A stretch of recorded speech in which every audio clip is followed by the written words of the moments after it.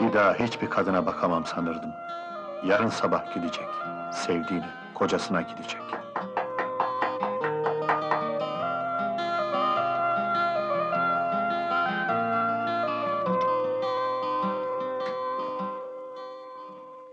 Yemek yapmıştım, bizimle yer misin? O ara büyük bir köprü inşa ediyorduk doğuda. Deprem haberini duyunca deli gibi memlekete koştum. Evimizin yerinde sadece bir moloz yığını vardı. 2 yavrumu, karımı kaybetmiştim. Önce yaşayamam zannettim. İnsanı çalışmak kurtarıyor. Yollar, tüneller açtım. Yeni yeni köprüler yaptım. Gene de geçmiş bir türlü silinmiyordu zihnimden. Yaşam bir yerde kopmuştu benim için. Samet ve sen beni yeniden hayata bağladınız Asya.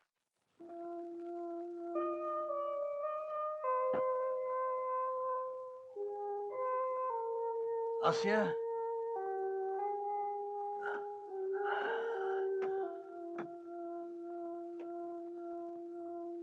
Döndün demek. Cahillik ettim, bağışlar mı? İlyas gitti Asya. Kiminle gitti? Aramadığı yer kalmadı senin. Kiminle gitti? Deliye döndü serseri. Kiminle? Haklısın.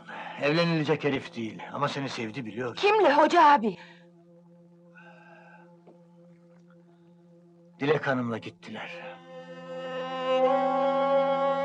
Döner 3-5 gün sonra.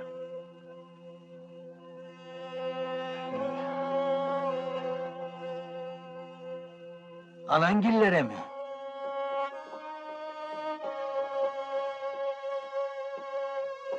Bak, birkaç gün bizde kal. Sağ ol hoca abi.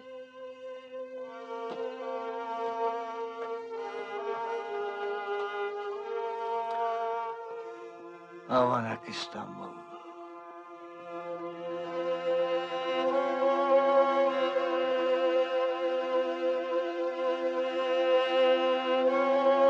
Asya!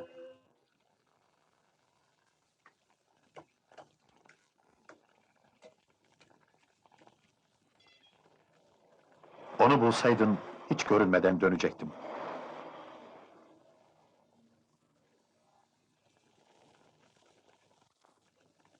Nereye Asya?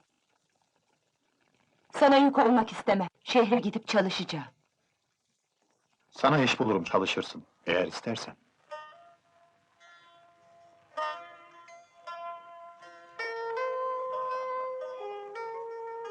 Asya'ya o civardaki Sarıdüzü köyü kilim dokuma kooperatifinde iş buldum.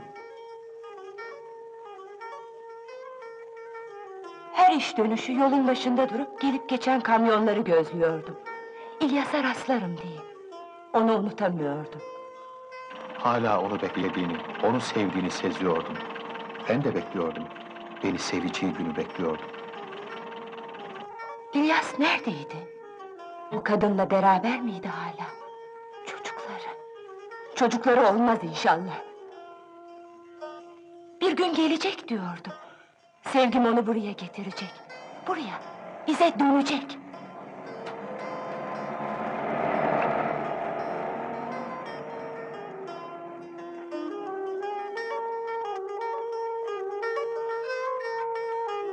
Hala onu bekliyordu.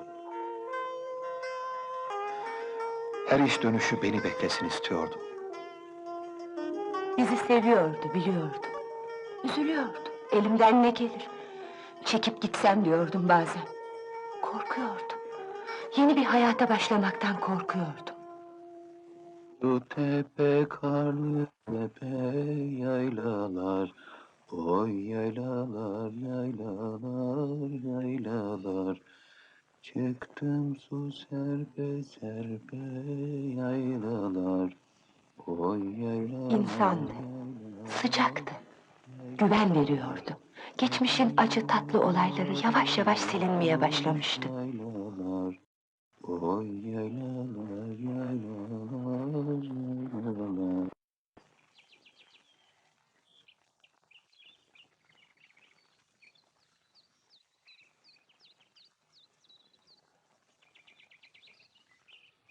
Bu ne? Salıncak, Samet daha küçücük, nasıl binecek buna? büyüyünce binecek.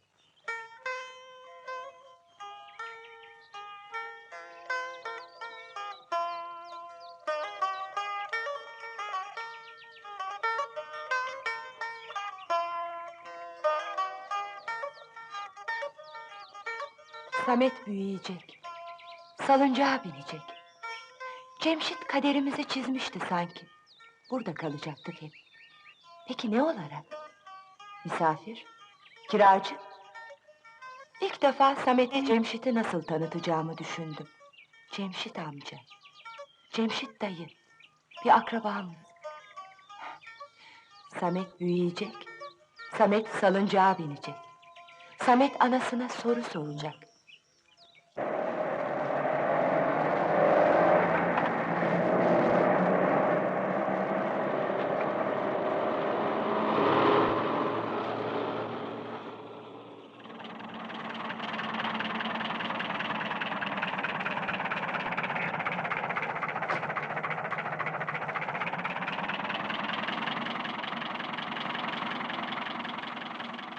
Hala onu bekliyor.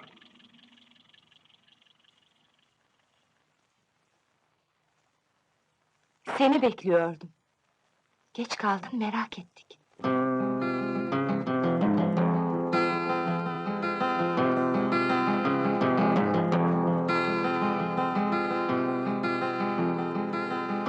Zaman geçiyordu. Samet büyümüş, salıncağa binecek yaşa gelmişti.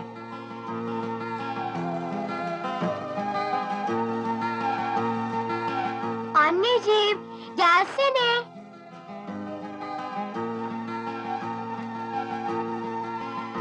Gel beraber sallanalım. Babam bunu senin için yapmış. Babacığım, anneciğim, ah! Oğlum, Samet ona baba demişti. Cemşit'i babalığa seçmişti. Siz Asya Meram, Mansuroğlu Cemşit Kıracık kocalığa kabul ediyor musunuz? Evet, Siz Cemşit Kıraç, Ali kızı Asya Meram'ı karılığa kabul ediyor musunuz? evet, düğünde bu kadar çarpmamıştı yüreğim. Bu hükümet nikahı da ondan mı? evet demeyecek sandım. İlk kocasını unutabildi mi? İlk evliliğim sayılmıyormuş. Çok üzüldüm. Mutluluk bu muydu? Mutluluk neydi ben bilmezdim. O vardı bir zamanlar. Onu sevmiştim. Sevgi o muydu? Sevgi neydi? Coşkun akan dere, sonbahar rüzgarıyla ürperen yapraklar, cama vurup dağılan yağmur damlaları, bir yürek çarpıntısı. Sonunda coşkun dere durulur. Yapraklar kurur, dökülür. Yağmur diner, güneş çıkardı. Sevgi neydi? Sevgi, sahip çıkan, dost, sıcak insan eli. İnsan emeğiydi. Sevgi iyilikti. Sevgi emekti. Şu tepe karlı tepe